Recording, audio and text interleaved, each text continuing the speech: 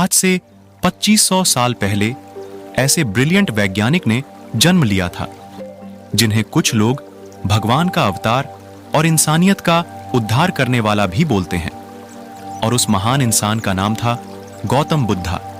जैसा हम सब जानते हैं कि सिद्धार्थ गौतम एक राजा के बेटे थे और खुद भी एक राजा थे, इसलिए जिंदगी के शुरुआती 29 साल उन्होंने महल की शानो शौकत के बीच बिताए थे।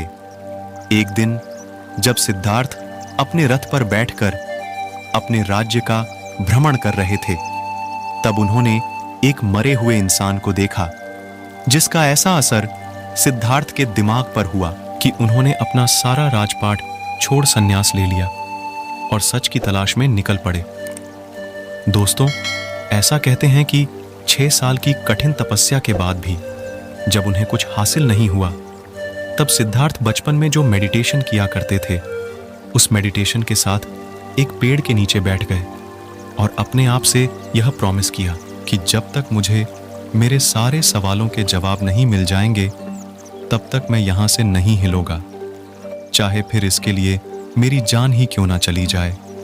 कहते हैं कि 48 दिनों तक गौतम बुद्ध वहीं उस पेड़ के नीचे बैठे रहे और 48 दिनों बाद वैशाख की फुल मून इवनिंग में उन्हें एनलाइटनमेंट मिला।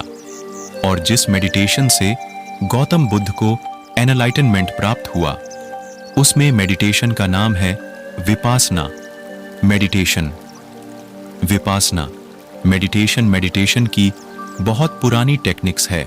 इसका जिक्र आर्गवेद तक में भी किया गया है, लेकिन समय के साथ मेडिटेशन की टेक्निक लुप्त हो गई थी।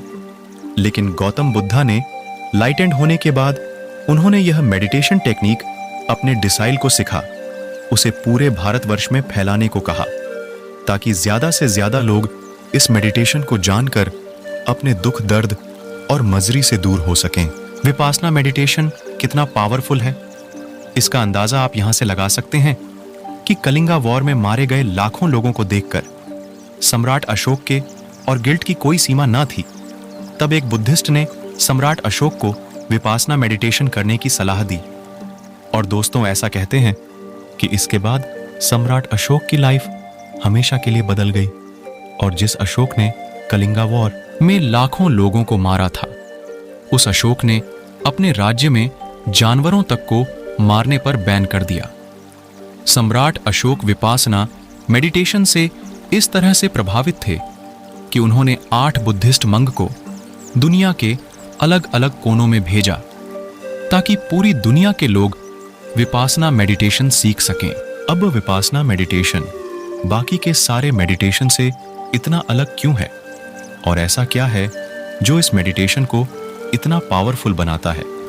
तो देखो, हमारे दिमाग में बचपन से बहुत सारी मेमोरीज, अच्छे बुरे इमोशंस, हमारी दबी हुई इच्छाएं, इम्पल्स सब स्टोर होते रहते हैं। और ये सारी चीजें सबकॉन्शियसली हमारे पूरे बिहेवियर, इनफैक्ट हमारी पूरी लाइफ को कंट्रोल करती हैं और हमें इसका पता तक नहीं होता।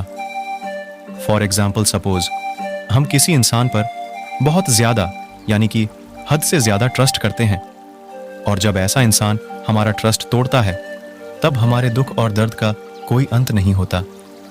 यहां तक कि कुछ लोग तो डिप्रेशन तक में चले जाते हैं। लेकिन ऐसा कहते हैं कि टाइम सारे जख्म भर देता है, इसलिए कुछ महीनों में या कुछ सालों में हम ठीक तो हो जाते हैं, लेकिन हमारा सबकॉन्शियस माइंड उस सारे इंसिडेंट को अपने अंदर स्टोर कर लेता है। और सबकॉन्शियस माइंड अपने अंदर यह बात अच्छे से बैठा लेता है कि ट्रस्ट का मतलब दुख दर्द, डिप्रेशन, या यूं कहिए कि वो बात हमारे बिलीफ सिस्टम का एक हिस्सा बन जाती है। और फिर पूरी जिंदगी हमारा सबकॉन्शियस माइंड उस दुख से बचने के लिए हमें किसी पर ट्रस्ट नहीं करने देता, जब तक कि वो इंसान अपना पूरा बिलीफ सिस्टम ही चेंज ना कर दे। ये बस मैंने आपको एक छोटा सा एग्जाम्पल दिया है। ऐसे ना जाने कितने अच्छे बुरे बिलीफ से हमारा सबकॉन्शियस माइंड भरा पड़ा है। इसीलिए 1937 में लियोपोल्ड सिजी ने ह्यूमन पर्सनालिटी के सबसे डीप बिहेवियर को समझने के लिए एक ह्यूमन पर्सनालिटी टेस्ट इन्वेंट किया था, जो कि आगे चलकर सिजी टेस्ट के नाम से फेमस हुआ। लेकिन यह सब मैं आपको क्यों बता रहा हूं? क्योंकि विपासना मेडिटेशन के लाखों फायदों में से एक फायदा यह भी है कि विपासना मेडिटेशन से आप अपने डीपेस्ट टू डीप सेल्फ को जान पाएंगे। विपासना मेडिटेशन कितना पावरफुल है और ये किस हद तक इंसान की लाइफ में चेंजेस ला सकता है, इस बात का अंदाजा आप यहां से लगा सकते हैं कि विपासना मेडिटेशन भारत की तिहाड़ जेल से अमेरिका की डोनाल्डसन प्रिजन तक में कैदियों के बिहेवियर को सुधारने के लिए कराया जाता है, ताकि कैदी बाहर जाकर दोबारा से क्राइम ना करें। अब मैं ये नहीं बोल रहा हूं कि आप लोग सब क्रिमिनल हैं ना। विपासना मेडिटेशन के 44 देशों में 202 से ज्यादा सेंटर हैं, जिसमें लाखों लोगों को विपासना मेडिटेशन सिखाया जाता है। तो अब जानते हैं कि विपासना मेडिटेशन क्या है। विपासना शब्द दो शब्दों से मिलकर बना है, वी एंड पासना। वी का मतलब होता है विशेष और पासना का मतलब होता है देखना, यानी कि विशेष तरीके से देखना। विपासना के बारे में बौद्ध धर्म के ग्रंथ सती प्रतान सुत्ता और महासती प्रतान सुत्ता में बहुत डिटेल्स में बताया गया है। तो उन्हीं ग्रंथों के अनुसार विपासना मेडिटेशन को 4 भागों में बांटा गया है: काया उपासना, वेदानुपासना, चित्ता उपासना एंड धम्मा उपासना। फर्स्ट काया उपासना। विपासना मेडिटेशन की शुरुआत सांसों पर ध्यान लगाने से होती है। बाकी के मेडिटेशन टेक्निक में सांसों को लंबा और गहरा लेने को कहा जाता है, ताकि हमारा दिमाग जल्दी से शांत हो सके। लेकिन विपासना मेडिटेशन में आपको ऐसा कुछ नहीं करना है। इस मेडिटेशन टेक्निक में आपको बस अपनी सांसों पर ध्यान लगाना है। चाहे सांस छोटी हो या लंबी हो या गहरी हो, उसे बदलना नहीं है। अपनी और अपनी सांसों की सच्चाई को देखना है। अब ऐसा 2 रीजंस की वजह से किया जाता है। फर्स्ट, हर 9 सेकंड के अंदर हमारे दिमाग में कोई दूसरी थॉट आ जाती है, तो उस 9 सेकंड के साइकिल को तोड़ने के लिए हमें सांसों पर ध्यान लगाने को कहा जाता है, ताकि हमारा कंसंट्रेशन गहरा हो सके और हम रियल विपासना मेडिटेशन को ठीक से कर सकें। दूसरा, जब आप कुछ दिनों तक अपनी सांसों पर ध्यान कर लेंगे, तो आपकी नोज के आसपास आपको कुछ सेंसेशन फील होने शुरू हो जाएंगे। तो इसलिए पूरी बॉडी में सेंसेस की अवेयरनेस को इंक्रीज करने के लिए सांसों पर ध्यान लगाने को कहा जाता है। अब सांसों पर ध्यान लगाने के अलावा जो आपको एक और काम करना है, वो ये है कि जब भी आप किसी चीज को देखें, तो उस चीज से उसकी आइडेंटिटी को हटा दें। देखो, बचपन से ही हमारे दिमाग को प्रोग्राम करना शुरू कर दिया जाता है कि ये कुत्ता है, ये बिल्ली है, ये पेड़ है, ये गाय है, एक्सेट्रा एक्सेट्रा।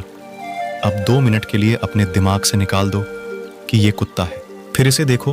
तो इस तरीके से देखने पर पता है क्या होगा? आपका दिमाग ये समझने की कोशिश करने लगेगा कि अगर ये कुत्ता नहीं है तो आखिर है क्या।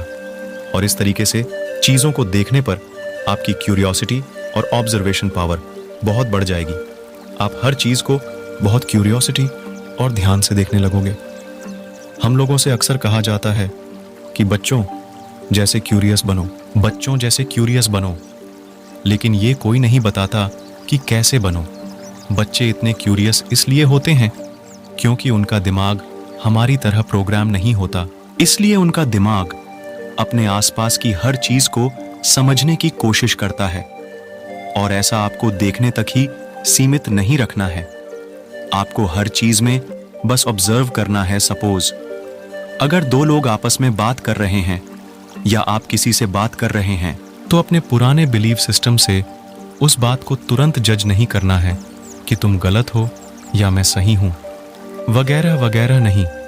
बस ऑब्जर्व करना है कि क्या बात हो रही है, और ऐसा आपको उठते बैठते जागते सोते हर टाइम करना है। यानी कि ऑब्जर्व ऑब्जर्व ऑब्जर्व बॉडी के सेंसेशन से लेकर हर चीज को बस ऑब्जर्व करना है, नथिंग मोर। और अगर आपने इस तरीके की साइट डेवलप कर ली, तो सबसे पहले तो आपकी क्यूरियोसिटी बहुत बहुत बहुत ज़्यादा बढ़ जाएगी। दूसरा, आपका दिमाग 0 थॉट्स यानी कि थॉटलेस स्टेज की तरफ बढ़ना शुरू कर देगा। क्योंकि एक टाइम पर या तो आप किसी चीज को ऑब्जर्व कर सकते हैं या उसके बारे में सोच सकते हैं। आप दोनों काम एक साथ नहीं कर सकते हैं। तीसरा काम जो आपके साथ होगा वो यह कि आपकी ऑब्जर्वेशन पावर इतनी बढ़ जाएगी कि आप हर चीज में बस उसका सच देख पाएंगे, चाहे फिर वो आपके इमोशंस हो, दो लोगों की बातें हो या दुनिया की कोई और चीज। आपको बस हर चीज में उसकी सच्चाई दिखने लगेगी। और यही विपासना का सही मतलब भी है। जो जैसा है उसे वैसा ही देखना, ना कि अपने प्री प्रोग्राम दिमाग या इमोशंस के साथ उसे देखना। और अब ऐसा बिल्कुल नहीं है कि आप 10 दिन के अंदर ही पूरे यूनिवर्स को समझ जाओगे। गौतम बुद्धा के अनुसार विपासना में पूरी तरह से मास्टर होने में 7 साल का समय लगता है। मैं भी पिछले 10 दिनों से फॉलो कर रहा हूं और मेरे अंदर जो चेंजेस आए हैं वो ये है कि मैं हर चीज को अब बहुत क्यूरियोसिटी के साथ देखता हूं कि आखिर यह है क्या। और सेकंड, मुझे हर चीज को देखकर अब ग्रेटिट्यूड की फीलिंग आने लगी है, क्योंकि अब मैं अपने दिमाग से बाहर निकलकर अपने आसपास की दुनिया को ऑब्जर्व कर रहा हूं, जो कि बहुत खूबसूरत है। तीसरा एक्सपीरियंस जो इस तरह से देखने का मुझे हुआ है वो ये कि मुझे फील होने लगा है कि I know nothing about this worst universe. सड़क पर पड़े पत्थर को देखकर ये बोल देना कि ये पत्थर है बहुत आसान है। अगर उसी पत्थर से उसकी आइडेंटिटी हटा दी कि ये पत्थर है, तो घंटों तक उस पत्थर को देखते रह जाओगे, लेकिन ये समझ नहीं पाओगे कि आखिर है क्या। देखो, मैं इस एक्सपीरियंस को वर्ड्स में पूरी तरीके से नहीं समझा सकता, क्योंकि वर्ड्स की अपनी एक लिमिटेशन होती है। आप इस चीज को खुद से एक्सपीरियंस करें और मैं आपको गारंटी दे सकता हूं कि यह सच में एक बहुत कमाल का एक्सपीरियंस है। सेकंड है वेदानुपासना। वेदना यानी कि फीलिंग को विशेष तरीके से देखना। विपासना मेडिटेशन सेंटर्स या जेल में जो विपासना मेडिटेशन प्रैक्टिस कराई जाती है, वो यही वेदानु उपासना प्रैक्टिस कराई जाती है, क्योंकि हम और हमारा दिमाग फीलिंग्स, हर तरीके की फीलिंग्स आता है, तो हम गुस्से के हिसाब से रिएक्ट करते हैं। अगर हमें किसी चीज से अच्छी फीलिंग्स है तो हम उस फीलिंग को प्रोलो करना चाहते हैं, या फिर अगर जब हमें दुख दर्द की फीलिंग होती है तो हमारा दिमाग उस फीलिंग से जल्दी निकलना चाहता है। कहने का मतलब यह है कि हमारे दिमाग में आने वाली हर थॉट पर हमारा दिमाग रिएक्ट करना चाहता है, और इसी की वजह से हम अपनी इमोशंस के गुलाम बनकर रह जाते हैं। सो इसीलिए विपासना मेडिटेशन सेंटर और जेल में विपासन मेडिटेशन के कोर्सेज के दौरान एक इंसान को लगभग दिन के 11 घंटे मेडिटेशन करना होता है। अब आप खुद सोचो, 20 मिनट एक जगह बैठने पर हमारी हालत खराब होने लगती है, तो 11 घंटे मेडिटेशन करने में कितना दर्द होता होगा। और यही इस वेददान उपासना मेडिटेशन की ट्रिक है कि आपको उस 11 घंटे में होने वाले दर्द पर कुछ रिएक्ट नहीं करना, बस उसे ऑब्जर्व करना है कहाँ दर्द हो रहा है। जैसे ही आप उस दर्द को थोड़ी देर ऑब्जर्व करोगे, दर्द खत्म हो जाएगा। फिर बॉडी के किसी दूसरे पार्ट में दर्द होना शुरू हो जाएगा। जब आप उस दर्द को भी थोड़ी देर ऑब्जर्व करोगे तो वो दर्द भी खत्म हो जाएगा। इसी तरह से आपको अपनी हर फीलिंग के साथ करना होता है, चाहे वो फीलिंग गुस्से की हो, दुख की हो, दर्द की हो या अच्छी फीलिंग हो। जब आप इस मेडिटेशन में मास्टर हो जाओगे तो आप अपने आप में और अपनी वो यही वेदानु उपासना प्रैक्टिस कराई जाती है, क्योंकि हम और हमारा दिमाग फीलिंग्स, हर तरीके की फीलिंग्स आता है तो हम गुस्से के हिसाब से रिएक्ट करते हैं। अगर हमें किसी चीज से अच्छी फीलिंग्स है तो हम उस फीलिंग को प्रोलोंग करना चाहते हैं, या फिर अगर जब हमें दुख दर्द की फीलिंग होती है तो हमारा दिमाग उस फीलिंग से जल्दी निकलना चाहता है। कहने का मतलब ये है कि हमारे दिमाग में आने वाली हर थॉट पर हमारा दिमाग रिएक्ट करना चाहता है, और इसी की वजह से हम अपनी इमोशंस के गुलाम बनकर रह जाते हैं। सो इसीलिए विपासना मेडिटेशन सेंटर और जेल में विपासन मेडिटेशन के कोर्सेज के दौरान एक इंसान को लगभग दिन के 11 घंटे मेडिटेशन करना होता है। अब आप खुद सोचो, 20 मिनट एक जगह बैठने पर हमारी हालत खराब होने लगती है, कर पाओगे? और आप समझ जाओ कि वो यही वेदानु उपासना प्रैक्टिस कराई जाती है, क्योंकि हम और हमारा दिमाग फीलिंग्स, हर तरीके की फीलिंग्स आता है तो हम गुस्से के हिसाब से रिएक्ट करते हैं। अगर हमें किसी चीज से अच्छी फीलिंग्स है तो हम उस फीलिंग को प्रोलोंग करना चाहते हैं, या फिर अगर जब हमें दुख दर्द की फीलिंग होती है तो हमारा दिमाग उस फीलिंग से जल्दी निकलना चाहता है। कहने का मतलब यह है कि हमारे दिमाग में आने वाली हर थॉट पर हमारा दिमाग रिएक्ट करना चाहता है, और इसी की वजह से हम अपनी इमोशंस के गुलाम बनकर रह जाते हैं। इसीलिए विपासना मेडिटेशन सेंटर और जेल में विपासन मेडिटेशन के कोर्सेज के दौरान एक इंसान को लगभग दिन के 11 घंटे मेडिटेशन करना होता है। अब आप खुद सोचो, 20 मिनट एक जगह बैठने पर हमारी हालत खराब होने लगती है, परेशान नहीं कर सकते। आपके अंदर समता की भावना आ जाएगी, यानी कि आपका अपने ऊपर पूरा कंट्रोल हो जाएगा। आप समझ जाओगे कि I am not my thoughts and emotions. इसलिए जेल में वेदानु उपासना मेडिटेशन कराया जाता है, ताकि कैदी अपने आप में और अपने इमोशंस और फीलिंग्स कर पाएं, और अपनी फीलिंग्स और इमोशन से किस तरह से चिपके हुए होते हैं। इस बात को the subtle art of not giving a fuck. आगे आप समझ गए होंगे कि ऑथर मार्क मैनसन ने अपने topic feedback loop from hello में बहुत ही खूबसूरत तरीके से बताया है कि लेट सपोज हमें एक बहुत छोटी सी बात पर गुस्सा आया, और तभी हमें यह रियलाइज होगा कि जैसे ही आपको ये छोटी सी बात पर गुस्सा हो रहे हैं, तब आपको फिर और गुस्सा आएगा। गुस्सा उस बात पर नहीं जो आपके साथ हुई है। गुस्सा आपको आएगा कि मैं किस तरीके का इंसान हूं यार, जो छोटी छोटी बातों पर गुस्सा करता हूं। यानी कि आप रियल इंसिडेंट जो आपके साथ हुआ है उसे छोड़कर अपने गुस्सा पर गुस्सा करने लगोगे, जिसे author feedback loop from the hell कहते हैं। वेदानु उपासना के अनुसार जैसे ही आपको गुस्सा आया और आपने उस गुस्से पर रिएक्ट करने की बजाय अगर उसे ऑब्जर्व कर लिया, तो आप इस so called feedback loop from hello से भी बच पाओगे, जिससे धीरे धीरे आपका अपने ऊपर कंट्रोल बढ़ने लगेगा। थर्ड है चित्ता उपासना। चित्ता यानी कि मन विपासना, मतलब कि विशेष रूप से देखना, यानी कि मन को विशेष रूप से देखना। मैंने इस वीडियो की शुरुआत में बताया था कि आप विपासना मेडिटेशन के थ्रू अपनी डीप सेल्फ को जान सकते हैं। तो इसी चित्ता उपासना के थ्रू आप अपने अंदर छिपे डीप पेस्ट सेल्फ को जान सकते हैं, क्योंकि चित्ता उपासना मतलब कि माइंड कंटेम्पलेशन, कि हमारे दिमाग में एक दिन में लगभग 72,000 थॉट्स आते हैं, और उन 72,000 थॉट में से 80 to 90 पर थॉट्स वेस्ट होती हैं। और ये बेकार थॉट्स हमारे ब्रेन में ठीक उसी तरह से काम करती हैं, जैसे कि जब किसी नदी या तालाब में बहुत गंदगी या मिट्टी होती है तो उस नदी के तल को देखना बहुत मुश्किल होता है, लेकिन जब एक बार वो मिट्टी या गंदगी साइड हो जाती है तो हम उस नदी के धरातल तक देख पाते हैं। ठीक उसी तरह इन बेकार की थॉट्स के चलते हम अपने डिपेंड सेल्फ को नहीं जान पाते, क्योंकि हमारा दिमाग हर समय इन्हीं बेकार थॉट्स को सोचने में लगा रहता है। अब चित्तानुपासना मेडिटेशन के अनुसार आपको बस अपने थॉट्स को ऑब्जर्व करना है, बिना रिएक्ट किए हुए। अब वो थॉट्स बहुत नेगेटिव भी हो सकती हैं या बहुत पॉजिटिव भी हो सकती हैं, लेकिन आपको उन थॉट्स पर कोई रिएक्शन नहीं देना है।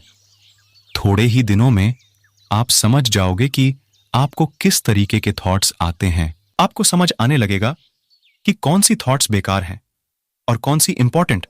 और जब आपका ऑब्जर्वेशन गहरा होता जाएगा, तब आप अपने दिमाग के हैबिट पैटर्न समझने लगोगे, अपने दिमाग की इंपल्सेस, अपने दिमाग की क्रेविंग समझने लगोगे।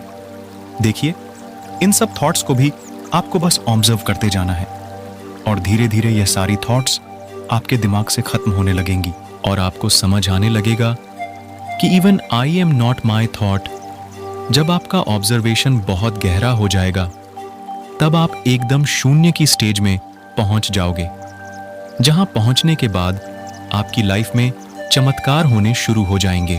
फोर्थ है धर्मानुसार, यानी कि धर्म और विपासना, यानी कि विशेष रूप से देखना, यानी कि धर्म को विशेष रूप से देखना या उसकी ट्रू फॉर्म में देखना।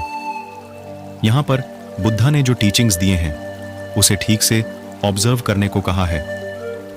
अकॉर्डिंग टू बुद्धिज्म, इनलाइटनमेंट पाने के लिए बुद्धिस्ट को बहुत सारे रूल्स एंड रेगुलेशंस फॉलो करने होते हैं।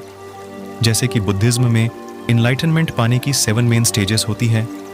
Mindful investigation of the nature of reality, energy Joy of rapture relaxation और ट्रैंक्विलिटी कंसंट्रेशन एंड इनिमिनी। लेकिन इनलाइटनमेंट के लिए सनातन धर्म में 8 स्टेजेस होती हैं। यम नियम आसन, प्राणायाम, प्रत्याहार धरना, ध्यान और समाधि। और इन स्टेजेस के अलावा काफी योग होते हैं, जैसे कि भक्ति योगा, कर्म योगा, जिन्हें फॉलो करके एक इंसान एब्सोल्यूट में विलीन हो सकता है। ऐसे ही अलग अलग धर्म के अपने अलग अलग रूल्स एंड रेगुलेशंस होते हैं। इस बात से मुझे स्वामी विवेकानंद के जीवन की एक घटना याद आ गई। उनसे एक बार किसी ने पूछा कि Swami ji, what is religion? तब उन्होंने कहा कि रिलीजन इज द रियलाइज। जिस भी धर्म को आप फॉलो करते हो, क्या आपने उस धर्म को रियलाइज किया है? क्या आपने उस धर्म को खुद से एक्सपीरियंस किया है? जिस दिन आपको ये रियलाइज हो जाएगा, उस दिन आपको हर रिलीज एक जैसे लगने लगेंगे। अपने अभ्यास को बढ़ाने और परमात्मा के साथ अपने संबंध को गहरा करने के लिए अधिक निर्देशित ध्यान और आध्यात्मिक सामग्री के लिए हमारे चैनल की सदस्यता लें। बुद्ध की ऊर्जा आपको प्रचुरता, आनंद और ज्ञानोदय के जीवन की ओर ले जाए। धन्यवाद।